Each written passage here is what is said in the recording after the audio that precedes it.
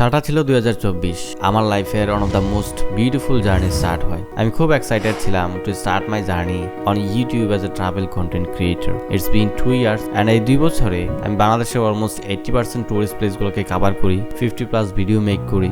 And after all those 2 years of journey, 50+ videos, I become failed to rise myself as a travel content creator.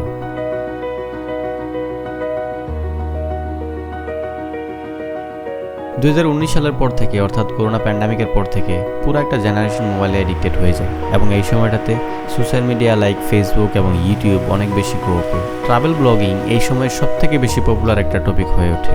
আমি এমন অনেক travel content ক্রিয়েটরদেরকে জানি যারা আমার পরে এবং আমার সাথে স্টার্ট করছে এবং খুব অল্প একটা সময়ে তারা অনেক বেশি অডিয়েন্স গ্রো করতে পসিবল হয়েছে। ব্যাপারটা এমন না যে তারা আমার থেকে ভালো ভিডিওস বানায় অথবা আমার থেকে বেশি অ্যাডভান্স টেকনোলজি ইউজ করে।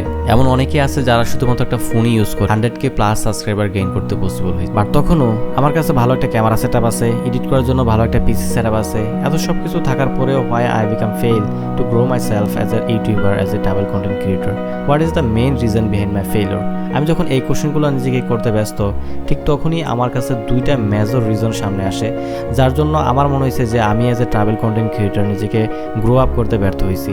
এই রিজনগুলো আমি আপনাদের সাথে শেয়ার করবো যেন ইন ফিউচারে অথবা অ্যাজ এ বিগিনার আপনারা সেম ভুলগুলো না করেন। প্রথম এবং সবথেকে বড় যে ভুলটা আমি করি সেটা হচ্ছে I invested too much for upgrading my camera gears over my travelling. আর একটু সোজা ভাষায় বলতে গেলে আমি আমার ক্যামেরা গিয়ার্স কেনার ক্ষেত্রে এত বেশি পরিমাণে টাকা ইনভেস্ট করে ফেলি অ্যান্ড তারপরে আমার কাছে আসলে ট্রাভেল করার মতো কোনো টাকাই ছিল না। এমন অনেক মাস হয়েছে যেখানে আমার মনে হয়েছে যে আমার কাছে আরও 10,000 বা 20,000 টাকা হইলে আমি একটা বেটার ইকুইপমেন্ট কিনতে পারবো এবং এই 10,000-20,000 টাকা সেভিংস করার জন্য আমি 1 বা 2 মাস কোনো ট্রাভেলই করিনি এবং এই 2 মাস সময়ে আমার চ্যানেলের রিচ একদমই ডাউন হয়ে যায়। বারবার সেম ঘটনা হলে আপনার চ্যানেলটা একসময় ডেডও হয়ে যেতে পারে। 99% beginners content creator including me আমাদের মাথায় হলো সেম জিনিসটাই কাজ করে যে একটা ভালো ক্যামেরা গিয়ারসে আমাদের একটা ভালো ভিডিও আউটপুট দিতে সাহায্য করবে। Obviously that gonna help you to improve your video quality but not your content. And in my experience, user always chose content over quality. একটা ছোট্ট এক্সাম্পল দিই, 2022 সালে যখন আমি আমার চ্যানেলটা স্টার্ট করি তখন আমার কাছে শুধুমাত্র একটা ফোন ছিল for recording, editing and upload my videos on YouTube. তখন আমার ভিডিওতে না ভিডিও ঠিক ছিল না অডিও। এখন 2026 সাল, আমার কাছে একটা প্রপার ক্যামেরা গিয়ার্স আছে, এডিট করার জন্য একটা ভালো পিসি আছে। স্টিল নাও 2026 সালে এসে 2022 সালের তুলনায় আমার চ্যানেলের গ্রোথ 10 ভাগের 1 ভাগও না। অ্যান্ড তার একটা বড় রিজন হচ্ছে consistency. YouTube want content not quality. YouTube algorithm decide করবে আপনার ভিডিও কতজন মানুষের সামনে যাবে এবং কতজন মানুষের সামনে যাবে না। আর এটা ম্যাক্সিমামলি ডিপেন্ড করে আপনি কতটা রেগুলারলি ভিডিওস আপলোড করতেছেন ইউটিউবে।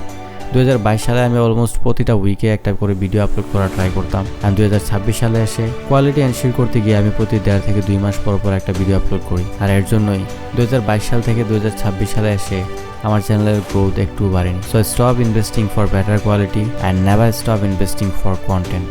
Second and the last one, that's the limitation of my thought.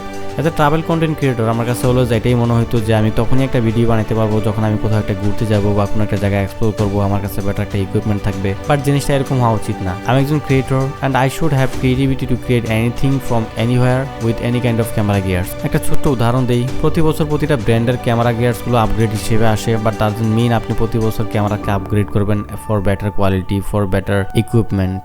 একটু খেয়াল করলে দেখবেন যে ঢাকার বাইরে অথবা দেশের বাইরে থেকে একটা র্যান্ডম কন্টেন্ট ক্রিয়েটর আসে এবং হেঁটে হেঁটে ঢাকায় জাস্ট একটা এক্সপ্লোরিং ভিডিও করে, সেটাতে লক্ষাধিক ভিউজ হয়। বাট গত 6 বছর যাবত আমি ঢাকায় আছি, ঢাকা থেকে আমি দেশের সবগুলো প্রান্তে গিয়ে ভিডিও করছি, কখনো ঢাকাকে এক্সপ্লোর করে একটা ভিডিও বানানোর মতো চিন্তা ভাবনা আমার আসে। That's actually how limitation of work. আমার এই কথাগুলোর মানে হচ্ছে আপনার আশেপাশে যাই কিছু আছে আপনি সেগুলো নিয়ে ক্রিয়েটিভ হতে পারেন। Be creative your camera movement, your editing and colours and framing. That's gonna actually help you to grow up as a content creator.